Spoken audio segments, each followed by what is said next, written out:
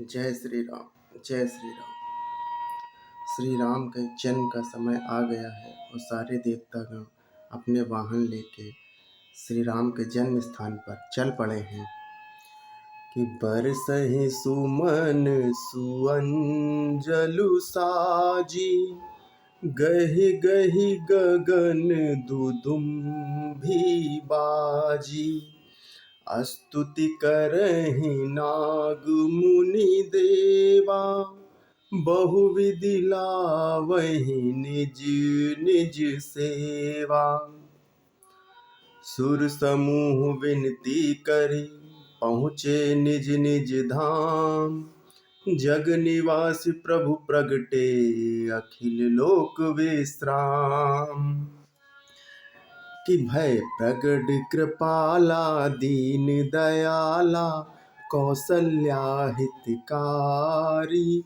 हर्षित महे तारी मुनि मनहारी, अद्भुत रूप विचारी। लोचन अभिरामा तनु घन श्यामा, निज आयुध भुज चारी।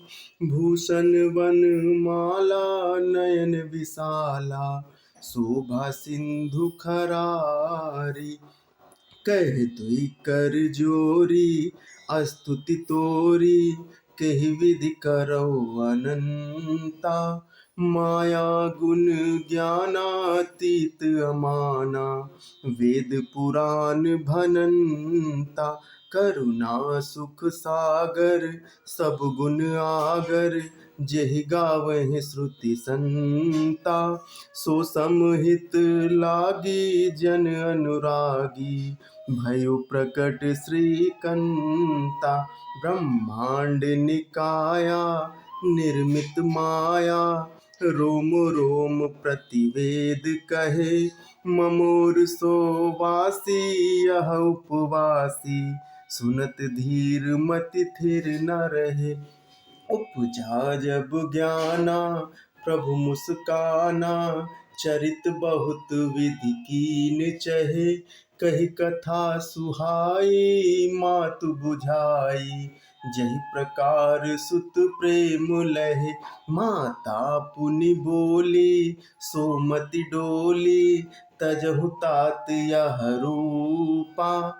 की जय शिशु लीला अति प्रिय शीला, यह सुख परम अनूपा। सुनि वचन सुजाना रोदन ठाना, होई बालक सुर भूपा। यह चरित जे गावहि हरिपद पावहि, ते न परहि भवकूपा।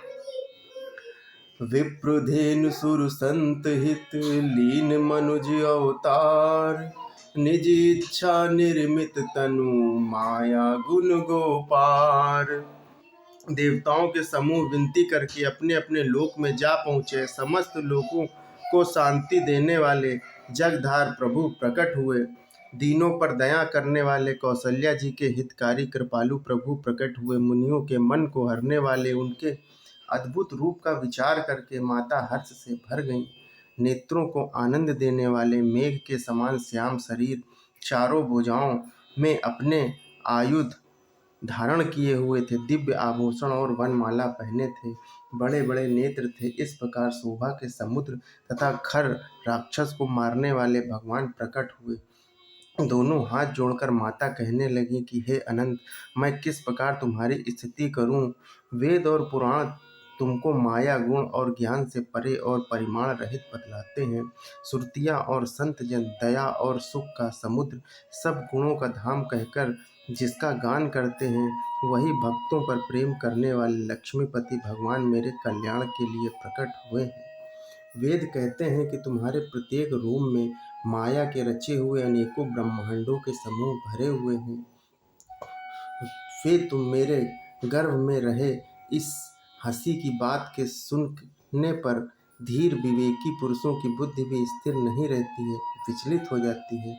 जब माता को ज्ञान उत्पन्न हुआ तब प्रभु मुस्कुराए। वे बहुत प्रकार के चरित्र करना चाहते हैं, अतः उन्होंने पूर्व जन्म की सुंदर कथा कहकर माता को समझाया, जिससे उन्हें पुत्र का वात्सल्य प्रेम प्राप्त हो। माता की वह बुद्धि बदल गई। तब वह फिर बोली कि हे तात, यह रूप छोड़कर अत्यंत प्रिय बाल लीला करो, यह सुख परम अनुपम होगा। यह वचन सुनकर देवताओं के स्वामी सुजान भगवान बालक रूप में होकर रोना शुरू कर दिया। तुलसीदास जी कहते हैं कि जो इस चरित्र का गान करते हैं वे श्री हरि का पद पाते हैं और फिर संसार रूपी कूप में नहीं गिरते। ब्राह्मण, गौ, देवता और संतों के लिए भगवान ने मनुष्य रूप धारण किया। वे अज्ञान रूपी मलिना माया और उसके गुण और इंद्रियों से परे हैं। इनका दिव्य शरीर अपनी इच्छा से ही बना है, किसी कर्म बंधन के परवश होकर त्रिगुणात्मक भौतिक पदार्थों के द्वारा नहीं। सुनि शिशुरूदन परम प्रिय वाणी, संभ्रम चली आई सब रानी। हर्षित जहें तहें धाई दासी, आनंद मंगन सकल पुरवासी। बच्चे के रोने की बहुत ही प्यारी धुनी सुनकर सब रानियां उतावली होकर दौड़ी चली आई। दासियां हर्षित होकर जहां तहां दौड़ी। सारे पुरवासी आनंद में मग्न हो गए। दशरथ पुत्र जन्म सुनि काना, मानहु ब्रह्मानंद समाना। परम प्रेम पन पुलक शरीरा, चाहत उठन करत मति धीरा।